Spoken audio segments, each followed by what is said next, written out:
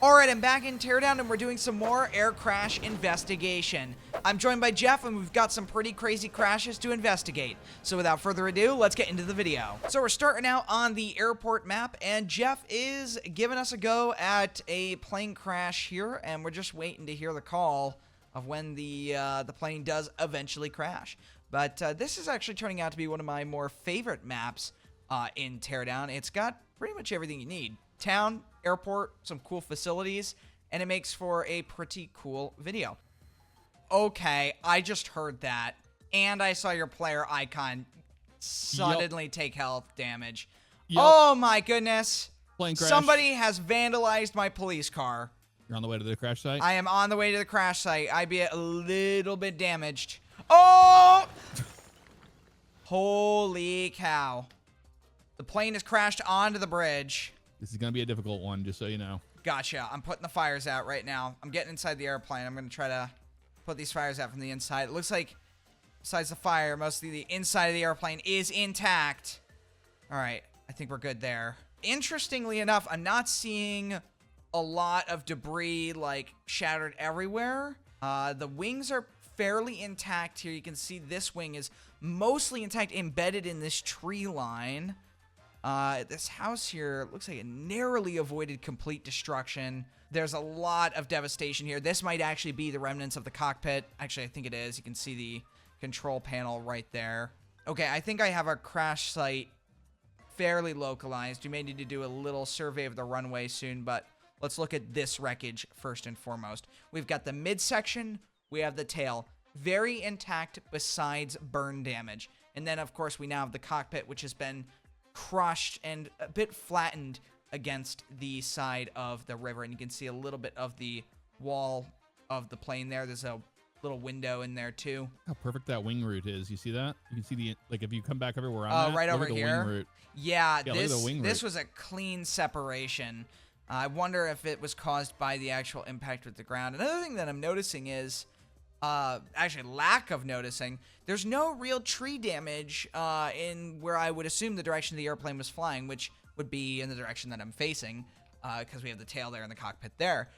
There's really no tree damage, and I'm not seeing any remnants of trees that have been broken, so this is probably a very steep impact. I will give you a hint, because the cause of the air crash is not going to be necessarily here. Oh, interesting. So there must be evidence somewhere else. So you're going to have to do a full investigation. Yep. Well, first, let's go ahead and pull this wreckage out of the water, see what we're missing, and then we'll go ahead and look for that wreckage.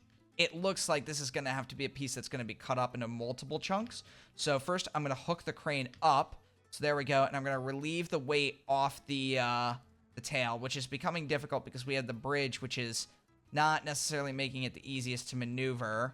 Looks like it's almost wedged down there. So I'm going to start cutting the tail into separate sections, which it is going to destroy some of the evidence, but it is necessary for moving this piece of wreckage out of the way so we can actually find out the real cause of the crash. Right now, it looks like the tail is not really the main cause of the crash, at least for now.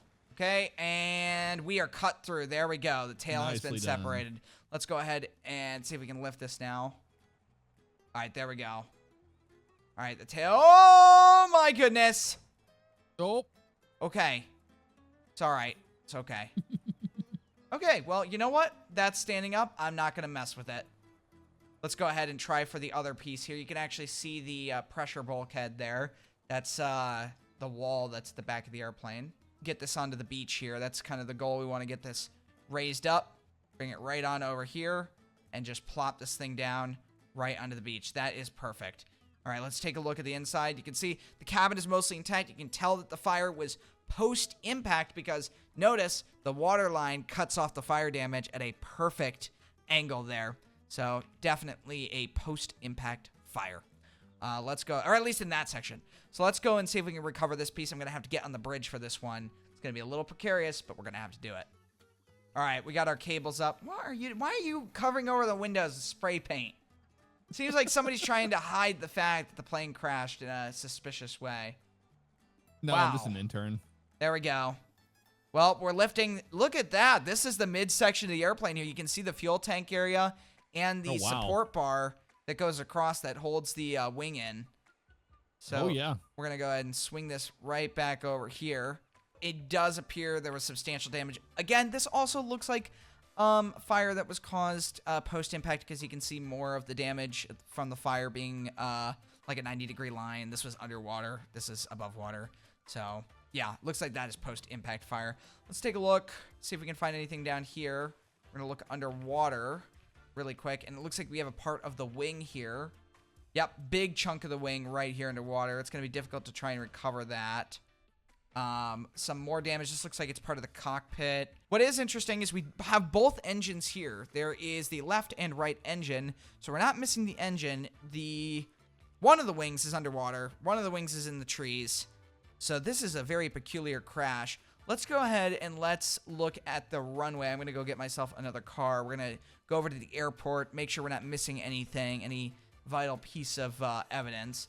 And now that the road is clear, we can actually, get to the airport. Oh my goodness. Here we go. This is interesting. We've got some damage here, and I'm noticing... Aha. Okay. This is a problem. That is a control surface.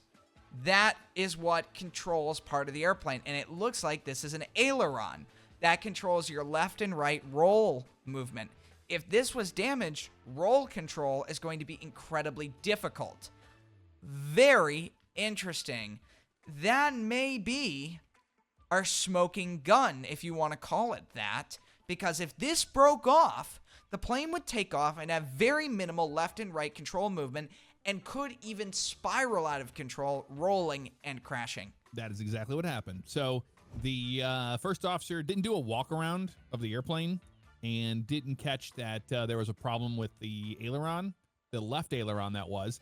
Airplane taxied onto the runway, and as we were making the right-hand turn, the aileron fell off onto the ground on the takeoff roll because of the vibration.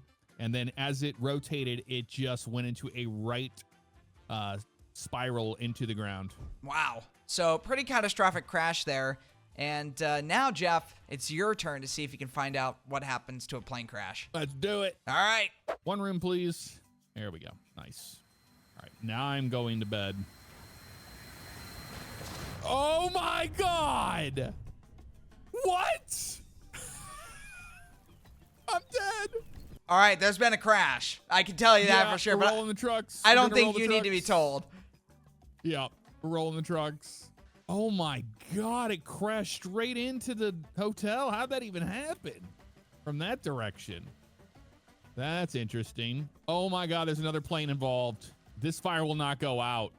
And the fuel from this airplane is just ignited. This is the room that other person that's on the investigation team was staying in. All right, I'm stopping it in this room right now. I'm stopping the fire. Got it. It's out. Oh, on that side. It's still burning this side. Still more. It's still burning on that side, isn't it? Oh, it's burning in this room still. Yep, I see it's in the bathroom. There we go. All right, there we go. It's out.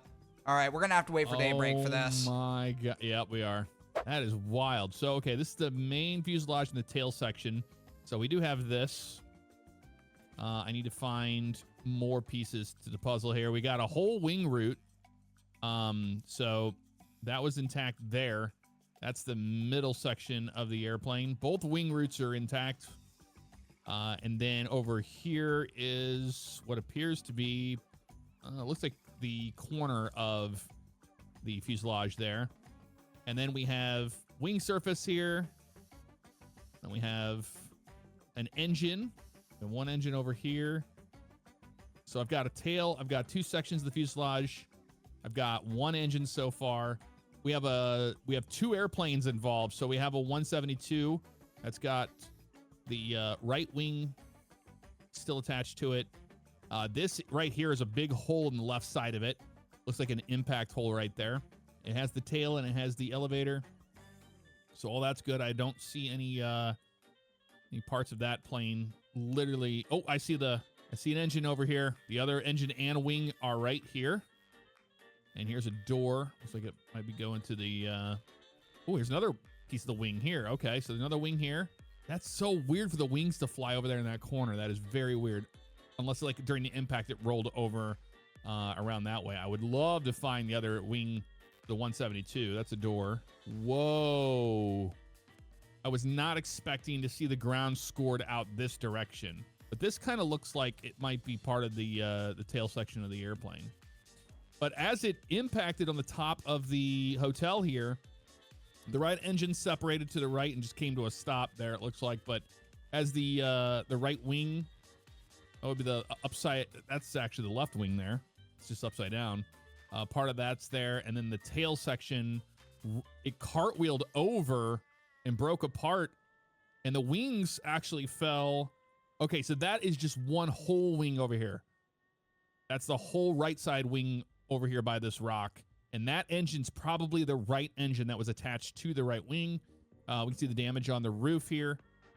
I'm looking around here for any sign of, we've got some sort of, looks like an aileron or something right here. But the 172's got some smoldering happening here. That's the engine that's on fire in this spot right here, it looks like. It looks to me like, yep, there's the prop right there. Okay, so that's the front of the airplane. So that means I got to find the other wing, if possible, if it's even here to see. So can I use a hint and ask if the other wing of the 172 is on the map? It is on the map. If Okay. you're looking for the wing, it is on the map. All right, we've got a piece of the 172 right over here, kind of looks like. There's a mark on the ground and on the runway all the way down it. Yeah, I mean, this is going to be tough. I cannot find this 172's wing. That's what I really wanted to find, was the other side of the wing. But if it was midair, it happened over here. I mean, that's part of the wing over there, so it kind of tells me that that went flying way off to the right to land over there. I'm going to say air-to-air collision with the 172 that was in the pattern with the VA200 on a departure after a right-hand turn. And it kind of seems like it turned to the right. It was low over the port here, and it impacted the top of the, that was the VA200 that impacted the top of the hotel. It's a motel, let's be honest. And then struck the ground and broke apart, but spun it around about, I don't know, 90 degrees to the left, because that whole left wing is over there, upside down next to the rock.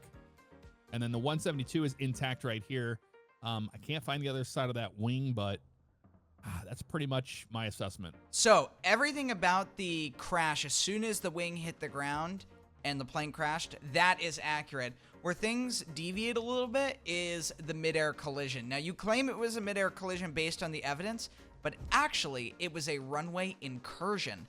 If you go over to the runway, that missing piece of wing is actually sitting there on the runway, and it's the piece that you marked. The collision occurred right where you see the pop marks that are occurring on the taxiway and runway here.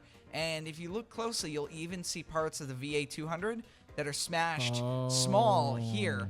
And what happened was the plane got attached to the VA200. The small Cessna 172 was attached to the VA200 after it took off. It kind of got mangled up in the landing gear. Wow. And then it began to just crash. I mean, an airliner can't really fly with another plane attached to it, damaging it.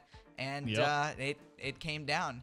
So, yeah, that is what happened. One. Yeah, I know that was going to be a little more tricky, but I'm very curious to see what you have in store for this next one.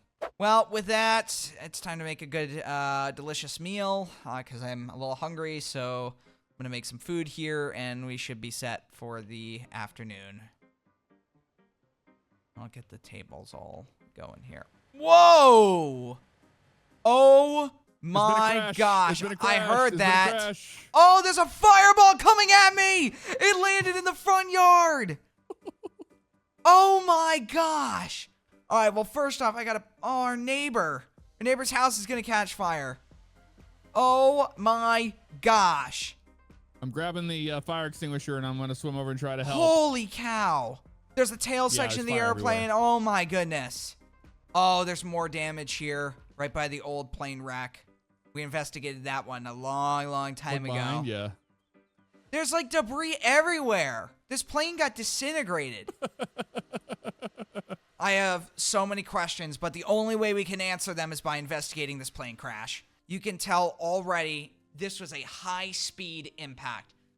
very high speed, if that, if it didn't break up in midair. So first things first, we got a huge piece of wreckage here. Unrecognizable. The only thing that I can recognize is the tail section. You can see it there. That's broken off. If we come to the rocky outcrop here, we have another large piece. This actually looks to be from the fuel tank area. You can see the different fuel compartments in there. Actually, it might have been a little further forward than the fuel tank. Yeah, it looks like it was a little further forward from the fuel tank. This area is a little confusing to figure out because it looks similar to the fuel tank, but this might be a little forward of that because we see the baggage compartment behind it. We have another piece of wreckage here, which is, again, almost unrecognizable. I'm going to assume that it came from the roof of the airplane simply because it's white, and we know that the bottom of the plane is red, top of it's white. All right, so we have a wing surface here. This is a control surface. This is what would make the plane turn left and right. We also have the beacon light or position light. So this is actually a nav light, really. And that is on the right side of the airplane. We have the right engine. We have parts of the right wing here. It's pretty clear what happened. The right wing and engine struck this treetop and mountaintop. Now, that means that the plane was missing part of its right wing, going in this direction, probably just hopped over these trees, shredding pieces of metal as it went, and I think this is where part of the main crash happened, right in this area. We had the main front part of the plane explode over here, shredding parts everywhere. The midsection and the tail continued forward even after the front part was completely destroyed. And I believe, yeah, this is our midsection. You can see part of the fuel tank. This is where the fuel tank is. You can see some of the wires running through. You can see the wing spar, I believe is the correct term for that. And then you have the tail here, which the tail seems fairly intact besides the main damage caused by impact. Very interesting here.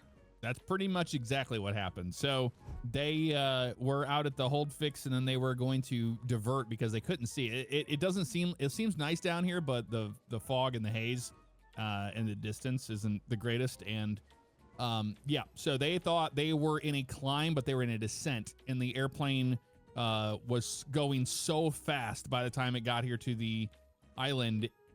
They saw it and they pulled up the last second, and it was just flat and level into the trees until it broke apart all the way forward. Yeah, that pretty much explains, you know, what we see here. And that high speed is indicative of all the small pieces of debris. For the last couple of crashes, we've had some slower speed incidents. This one is very much different because you have these chunks that are small enough that you can hold. That is indicative of a high speed crash. So that is very interesting. Oh my God, that sounds like a crash. Yeah. That was a yeah. pretty bad crash. Oh my God, it's right over around the corner. We're rolling the fire trucks right now. Yep, we need the trucks. We need the trucks. This reminds me of the crash of God, when was that? That Coulson plane that crashed right near here. This car is on fire over here, interestingly enough. Oh my gosh, I didn't even notice this. Yeah, it's completely on fire. What the hell happened here? I would say that this was a pretty bad crash. This is... Yeah, and we got damage to that house up there too. So here is the crash site right here. There's the tail. There's the... I think the damage from the roof there is probably from the wing that fell apart forward. Pieces of wreckage and fuel spewed all the way to the car. Okay, there's the other wing section. It was right next to the car. Originally, I thought that the airplane was coming from that direction you're facing there towards the destruction of the house from that direction. But now I can see the airplane was actually coming from the gas station and the fire station. Struck the fence there. It looks like that was a part of a wing there that happened. As it moved, there's a huge impact crater right at the intersection. And that's where you see pieces everywhere and where that engine is. So the engine just pretty much separated right there. And the airplane cartwheeled over and the tail section landed into the garage there. And I think that the right wing, the parts of the right wing and where the right engine is located, that the fuel is what caught that car on fire there from the right engine.